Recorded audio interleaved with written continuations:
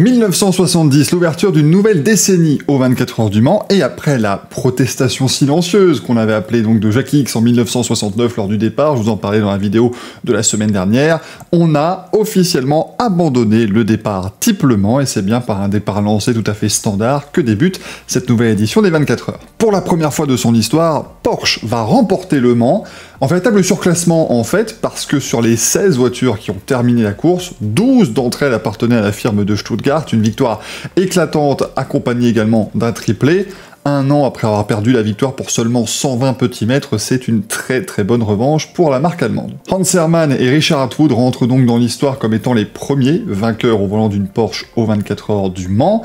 Et si on regarde le classement en 3ème position, on retrouve un certain Helmut Marko, qui faisait équipe avec Rudi Linz. Une autre présence a marqué en fait l'histoire des 24 heures du Mans cette année-là, en 1970 donc, c'était la présence d'une équipe de tournage. Vous allez me dire quel est le rapport? Eh bien c'est en 70 que Steve McQueen a tourné le film Le Mans, film qui est donc sorti l'année suivante, et l'un des films que les fans de sport auto apprécient le plus aujourd'hui. Et à la base, sachez que Steve McQueen devait participer aux 24 heures du Mans, il était aussi pilote, et il avait notamment participé aux 12 heures de Sebring plus tôt dans l'année, course extraordinairement exigeante, il avait terminé en 2ème position, et donc Steve McQueen aurait dû prendre le départ des 24 heures du Mans sur une voiture qu'il aurait partagée avec Jackie Stewart.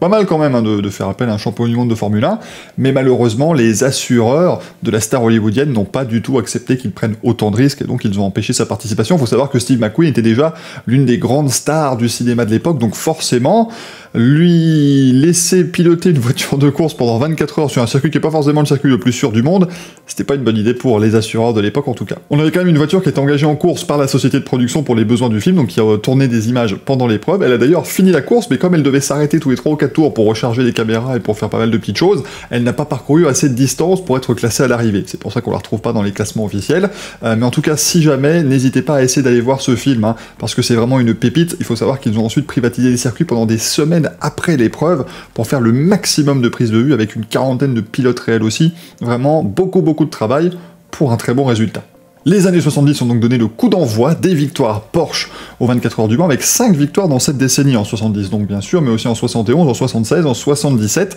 et en 79. Et pour la petite histoire, un an après son podium de 70, Helmut Marko a remporté les 24 heures du Mans dans une Porsche qu'il partageait avec Gijs van Lennep, le pilote néerlandais. Mais en arrivant en 1972, et je pense que vous êtes d'accord avec moi pour dire qu'on mérite bien une victoire française, non, la dernière remonte à Talbot-Lago en 1950, et heureusement, grâce à l'équipe Matra Simca, on va obtenir cette victoire française. Après avoir remporté le championnat du monde de Formule 1 en 69 avec notamment Jackie Stewart en tant que pilote, Matra accroche Le Mans à son palmarès avec un duo quand même assez sympathique, puisqu'on retrouve Henri Pescarolo qui signe là sa première victoire dans la Sarthe, et c'est loin d'être la dernière, et également Graham Hill, oui, Graham Hill qui, grâce à sa victoire au Mans en 72, accroche la triple couronne, à savoir le championnat du monde de Formule 1. Encore une fois, c'est Graham Hill lui-même qui dit que c'est ça, hein, et pas le Grand Prix de Monaco, donc on va lui faire confiance, mais également une victoire aux 500 miles d'Indianapolis, qu'il a obtenue en 68, et une victoire donc aux 24 heures du Mans. Cette édition 1972 sera également marquée par des gros changements sur le circuit, puisque c'est cette année-là qu'on a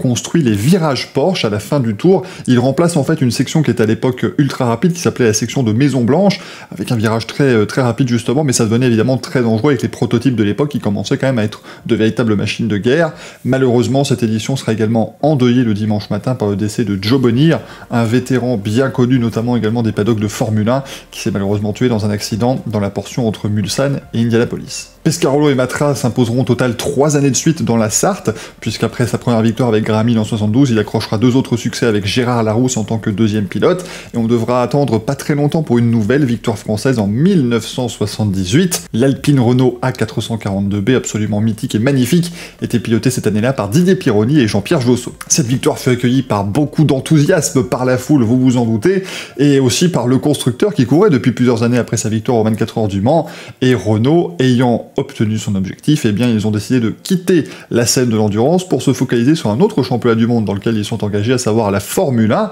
avec le moteur turbo, technologie qu'ils ont développée pour la Formule 1 et qui s'imposera dès 1979. La semaine prochaine, je vous parlerai des années 80 évidemment, et je vous parlerai donc beaucoup de Porsche, parce que autant en 70 ils ont déjà remporté la moitié des épreuves, autant en 80 c'est plutôt pas mal. Porsche au Mans, vous le verrez, mais on commencera la décennie par un tout petit poussé, un David Manceau sartois,